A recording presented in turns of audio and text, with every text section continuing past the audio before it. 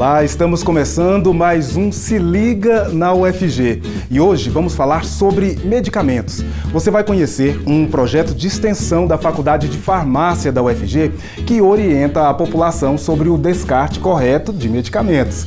Também vamos saber como compostos naturais são usados em produtos fitofarmacêuticos. E aqui no estúdio, daqui a pouco, a professora Renata Mazzaro conversa conosco sobre automedicação. Vale a pena conferir este episódio até o final.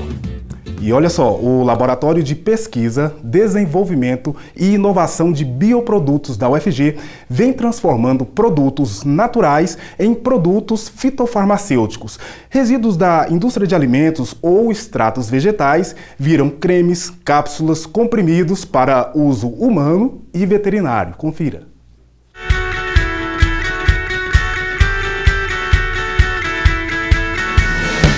Meu nome é Edemilson Cardoso da Conceição, professor da Faculdade de Farmácia da UFG e coordenador do Laboratório de Pesquisa, Desenvolvimento e Inovação de Bioprodutos. O Laboratório de Pesquisa e Desenvolvimento de Bioprodutos é um laboratório que trabalha com pesquisas na área de farmácia, na área de cosmetologia e também com aplicações em produtos para a agricultura. Ele surgiu há 7 anos atrás e trabalha com parcerias com membros da Faculdade de Farmácia, da UFG e também de outras universidades e empresas situadas em Goiás e no Brasil. O laboratório é muito importante porque trabalha com abordagem de tratamento de resíduos gerados por indústria de alimentos, na parte biotecnológica, e trabalha também em interface com outros laboratórios que fazem pesquisa básica. Atualmente nós temos um projeto de desenvolvimento de medicamentos fitoterápicos para o tratamento do vitiligo, utilizando uma planta nativa do Cerrado, a mamacadela. Esse projeto ele vai desde o cultivo da planta até o desenvolvimento do produto final. A comunidade interna pode participar da UFG, ela pode participar entrando em contato conosco aqui na Faculdade de Farmácia para a gente discutir planos, projetos e algo semelhante.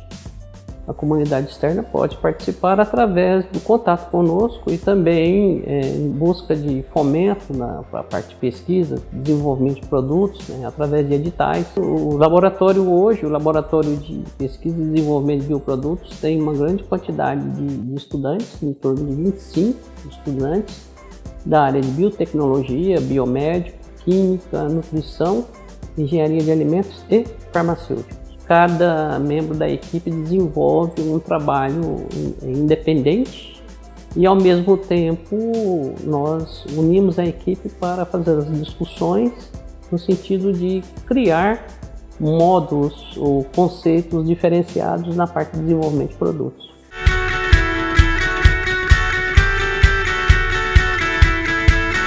E a gente continua falando de medicamentos, mas agora aqui no estúdio. Para isso recebemos Renata Mazzaro, professora do Instituto de Ciências Biológicas da UFG. Tudo bem, professora? Seja bem-vinda. Pode ficar à vontade. Olha só, a professora Renata vai falar conosco sobre automedicação. Bom, professora, para começar a nossa conversa, fala pra gente, existe uma diferença aí entre automedicação e autoprescrição, né? A automedicação, ela é mais comum na sociedade e ela preocupa os profissionais e pesquisadores na área da saúde?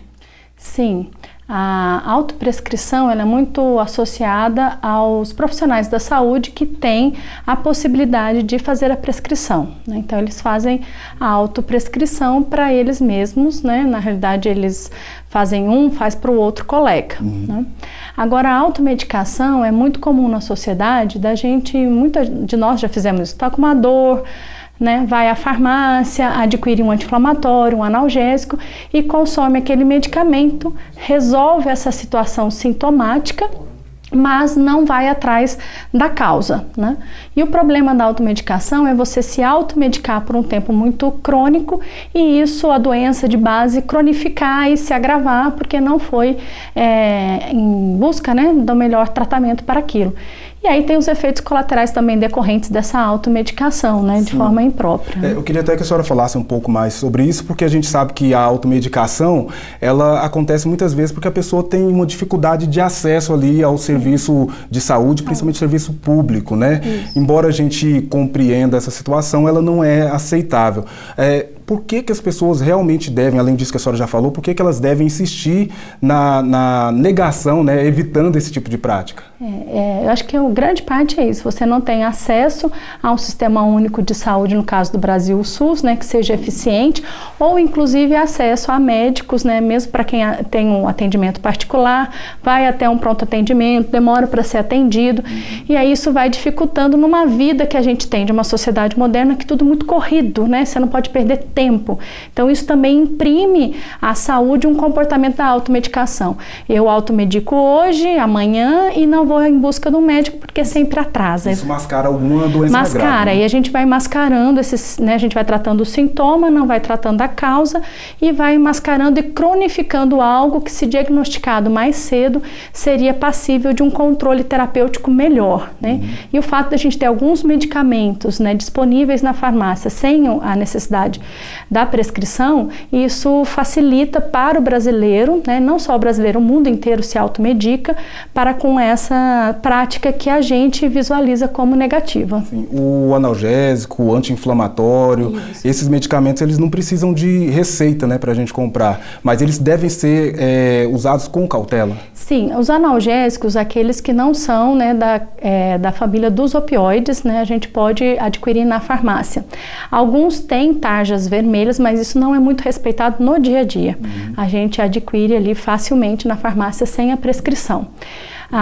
Os anti-inflamatórios estão dentro desses quadros de analgésicos e a gente tem que tomar muito cuidado, né? Primeiro porque alguns analgésicos, como paracetamol, que é o Tilenol, o nome mais comum, né? Fantasia, que a gente fala no mercado, ou acetaminofeno, ele é uma droga que, se consumida acima de 3 gramas, né? Antigamente era um valor maior, 4 gramas, hoje de 3 gramas, ele pode ser hepatotóxico, ou seja, ele pode fazer uma lesão hepática. E dependendo do quanto é consumido ao dia, isso pode ser uma lesão, né, de forma irreversível, que pode inclusive levar a um quadro de transplante. Então é uma droga que a gente consome facilmente no Brasil e no mundo, e nós temos esse efeito colateral negativo, né? Dipirona também tem o seu efeito em termos de sangue, né? A gente tem um quadro aí significativo que chama a granulocitose, que pode ser derivada, né, do uso da dipirona. Aspirina, ibuprofeno, são medicamentos que podem causar gastrite, úlcera, e uma coisa que a gente não fala tanto é a lesão renal induzida pelos anti-inflamatórios não esteroidais, que é a classe da aspirina, do ibuprofeno, do diclofenaco, que, dependendo da idade, principalmente para idosos, ela pode causar uma lesão renal. E algumas pessoas que fazem uso, né, constante, eles podem então ter esse risco. Adultos, né, podem levar uma doença, uma insuficiência renal aguda induzida por uso de anti-inflamatório de forma não racional. Perfeito. Professora, a gente vai fazer uma pequena pausa aqui na nossa conversa. Daqui a pouco eu quero te fazer uma pergunta sobre antibióticos. E você continue nos acompanhando, porque no próximo bloco nós vamos falar também sobre a Liga de Toxicologia da Faculdade de Farmácia e ainda tem o Vida no Campus. Nós voltamos já.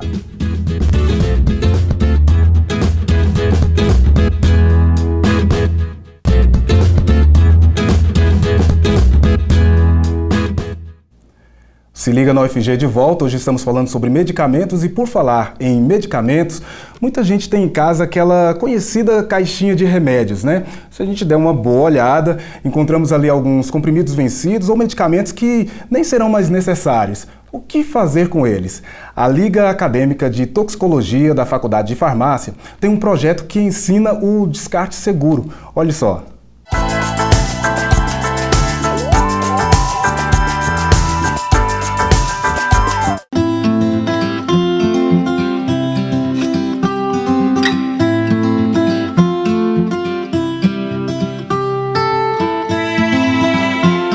Então, em 2016, foi criada a primeira Liga Acadêmica da Faculdade de Farmácia aqui da UFG, que é a Liga Acadêmica de Toxicologia.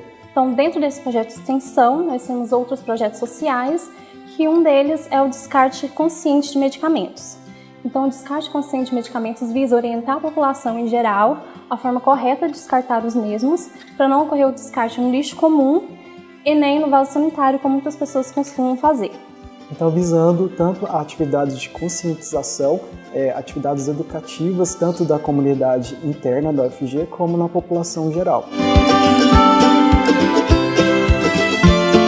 Esse projeto de extensão é importante porque visa principalmente a comunidade externa, que às vezes não tem o conhecimento sobre como fazer o descarte adequado dos medicamentos. Uma vez que os medicamentos são descartados inadequadamente, é até um problema de saúde pública, porque pode levar à resistência bacteriana e também à felinização dos peixes, porque as partículas dos medicamentos elas não conseguem ser tratadas pelo sistema de tratamento de esgoto, e uma vez na água eles podem ocasionar esses problemas. Então, esse projeto, a primeira ação social desse projeto de descarte consciente de medicamentos foi ano passado, e tivemos um grande êxito coletando medicamentos tanto da população, da comunidade, né, da UFG, como da população externa, e também focamos em atividades de conscientização através de encontros no parque, palestras, e assim para esse ano de 2018 nós iniciamos uma outra ação social com maior impacto, tanto para fazer em atividades de conscientização da população geral, tanto da UFG como a comunidade externa, através de palestras, encontros nos parques de Goiânia e em alguns pontos estratégicos. E também fizemos a distribuição de pontos de coleta de medicamentos vencidos em desuso dentro da UFG. Então, a comunidade aqui da UFG, ela pode participar fazendo parte mesmo da liga, que ocorre os cursos introdutórios e depois uma prova para a pessoa poder entrar. E a comunidade externa, ela pode participar através de palestras e cursos e ações sociais que nós promovemos.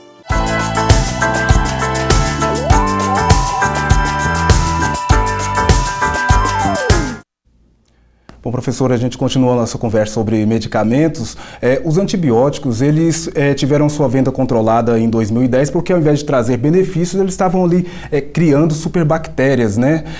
Hoje a gente tem o risco de ter algum medicamento que pode ser controlado, ter sua venda controlada pelo mesmo motivo de criar talvez uma doença ou um problema no futuro? Na realidade, eles selecionaram bactérias resistentes, eles não criaram, né? O uso incorreto da população e também dos prescritores fez com que a gente selecionasse essas bactérias. Então, hoje, de venda livre, seriam os antifúngicos, né, que podem ser utilizados de forma incorreta, selecionando fungos resistentes àqueles medicamentos. Então, cada vez mais tendo que trazer novas moléculas à terapêutica para combater esse tipo de, por exemplo, né, de agente infeccioso. Só um exemplo. E tem os vírus, que é o caso do pessoal que utiliza o coquetel de AIDS, que não quer ter relação sexual com proteção e resolve ter a relação e depois tomar o coquetel. Só que eles não concluem o protocolo do coquetel e selecionam um vírus cada vez mais resistente. Então isso está trazendo um problema complicado para a parte de infectologia no mundo inteiro. Certo, professora, e quando a gente fala de homeopatia, a gente precisa também ter o mesmo cuidado que a gente tem com esses medicamentos que são comerciais, vamos dizer assim, e também eu queria que a senhora falasse sobre os fitoterápicos, eles também precisam de cuidados no seu uso? Sim, tanto a homeopatia quanto a fitoterapia, a homeopatia tem duas grandes vertentes, a unicista e a pluricista, mas ambas precisam de cuidados, tanto na administração do medicamento, quanto o uso com outros medicamentos, e aí o médico homeopata é a pessoa mais indicada para orientar o paciente para fazer o consumo adequado daquela medicação. E a fitoterapia, muitas pessoas confundem fitoterapia com homeopatia, há uma confusão, são terapêuticas muito distintas, apesar da homeopatia usar na formulação dos seus medicamentos plantas, assim como a fitoterapia. Mas a fitoterapia, ela tem que ser olhada com muito cuidado, porque se tem a ideia que é natural e não faz mal, e muitas vezes há interação medicamentosa, né? A pessoa toma um medicamento crônico, por exemplo, para depressão, associa um outro fitoterápico e potencializa um efeito depressor no sistema nervoso central. Então pode potencializar uma sonolência e uma outra reação complicada. Então não é porque é fitoterápico que não vai fazer mal. Certo. Professora, tem também o uso de ansiolíticos ou o uso de antidepressivos que são feitos por estudantes, né, que querem ter um desempenho melhor ou pessoas que têm uma dificuldade de dormir. Quais são os riscos que essas pessoas têm quando elas se automedicam com esse tipo de medicamento, né? E nesse caso entra também as pessoas que fazem uso de medicamento por uso recreativo. Sim, o que é o problema desses medicamentos? São todos, tem que ter controle de liberação, de dispensação na farmácia. Então a pessoa, por alguma, consegue esse tipo de prescrição, faz o uso de forma, né, incorreta, e ela vai agravar a situação, porque ela não vai trabalhar, por exemplo, uma doença de base, uma insônia, que pode ser inclusive uma comorbidade, né, de outra doença de base. Não, a insônia é só um sintoma da primeira doença. E a pessoa não busca a causa para o tratamento correto. E aí fica entrando numa vertente de se automedicar, e aí um medicamento gera um problema, e assim a gente vai tornar, por exemplo, uma cascata iatrogênica, que a gente pode falar um pouquinho depois. Pouquinho. Tá bom, vou pedir licença para a senhora para a gente fazer mais um rápido intervalo, e também daqui a pouco você vai conhecer a nossa personagem do Vida do Campus de hoje. Eu já te adianto, ela é da Faculdade de Educação Física e Dança. Olá, meu nome é Tainho, sou estudante de Medicina. O Se Liga na UFG vai fazer um rápido intervalo. A TV UFG também está na internet. Confira.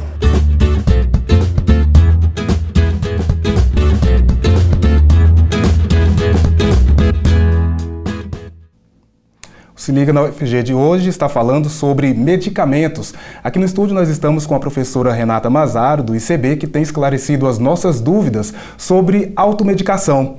Quem nunca, né?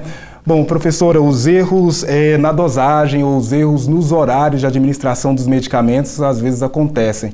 Quando eu esqueço, por exemplo, de tomar um medicamento na hora, o que eu devo fazer? Então, isso vai depender de medicamento para medicamento, mas assim que esqueceu, né, toma um medicamento e depois vai reajustando o horário conforme a prescrição. Ou esqueceu, atrasou 2 horas, tomou, aí você vai colocando a cada 6 horas, aí você faz um novo calendário de administração. Por que eu falei dependendo do medicamento? Porque tem alguns medicamentos mais seguros e outros menos seguros. Então, se você fizer o reajuste do horário naqueles medicamentos menos seguros, então corre o risco de intoxicar. Mas, em maneira geral, né, os medicamentos normalmente são mais seguros, então dá para fazer esse ajuste. Atrasou 2 horas, 4 horas, então eu reorganizo o horário conforme o médico solicitou. É uma opção. Certo. A senhora falou de medicamentos seguros, tem alguns medicamentos que têm ali a sua eficácia ou talvez o seu efeito colateral a longo prazo questionado, não tem? Tem muitos medicamentos de tratamento crônico, os efeitos colaterais eles podem intensificar ao longo do tratamento e isso necessita de outros medicamentos para cobrir esses efeitos colaterais. É o que eu falo em sala de aula. Medicamento é como cobertor curto. A gente resolve uma parte e gera outro, né? Porque o corpo vai se ajustando também, ele vai criando mecanismos, né? E isso vai gerando também o efeito colateral. Aí eu preciso de outro medicamento para tratar aquele efeito. E assim, se o médico não fizer um olhar na íntegra do paciente, aquele paciente fica polimedicado e com a cascata iatrogênica. O que seria a cascata iatrogênica? Um medicamento gera um efeito colateral, vem outro medicamento para tratar o efeito colateral, que gera outro efeito colateral, que vem outro medicamento, e assim a gente vai chegar num paciente polimedicado. Um medicamento tentando curar o efeito colateral do outro. E gerando outro. Perfeito. Né? Bom, professor, o nosso tempo acabou. Muito obrigado aqui por sua participação. Marcelo. Até a próxima oportunidade, professora. Obrigada. Muito obrigado. Bom, olha só, agora é hora de a gente conhecer a nossa personagem do Vida no Campus de hoje.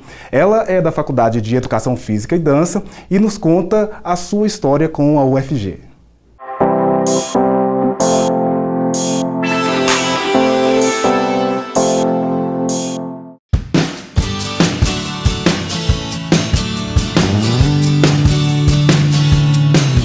Meu primeiro contato com a universidade foi em 2011, no 2º ano do ensino médio. Em 2014 entrei no curso de licenciatura em Educação Física, mas eu já conhecia toda a universidade.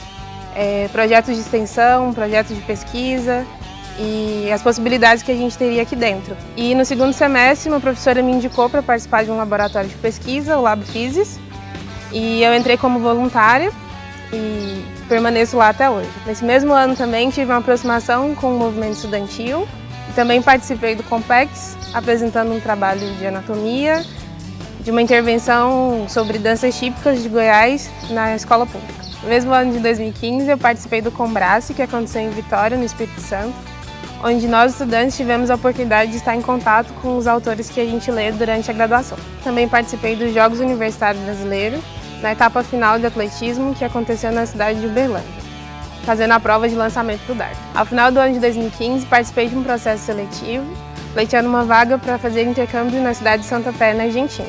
E com isso eu tive a oportunidade de desenvolver melhor o idioma, conhecer pessoas de outros cursos e conhecer um pouco da cultura do país. E acredito que a experiência mais interessante foi essa, né? Se jogar no desconhecido e ver o que acontece, né?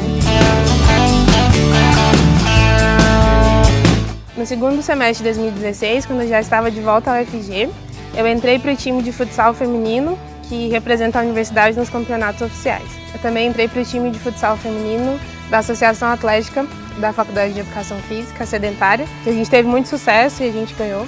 E é uma formação interessante, se a gente pensar na possibilidade de conhecer pessoas de outro curso e essa vivência esportiva também, que nem sempre a gente tem ao longo da vida. No ano de 2017, eu também tive a oportunidade de participar por alguns meses do PIBID, onde a gente atuou com a educação física em escolas públicas de Goiânia, mais especificamente numa escola no Vale dos Sonhos, que foi uma oportunidade bem interessante de se aproximar mais do campo de atuação e conhecer essa realidade. Eu me sinto muito privilegiada de poder estar formando na UFG, um lugar que me abraçou de uma forma assim, incrível e que eu passei 5 anos vindo para cá todo dia e aproveitando todas as possibilidades que apareceram para mim. E vai ser um lugar que vai fazer muita falta. Eu espero conseguir voltar para cá para fazer um mestrado ou alguma pós. Eu sou a Ana Carla, estudo Educação Física e essa tem sido a minha história com a UFG.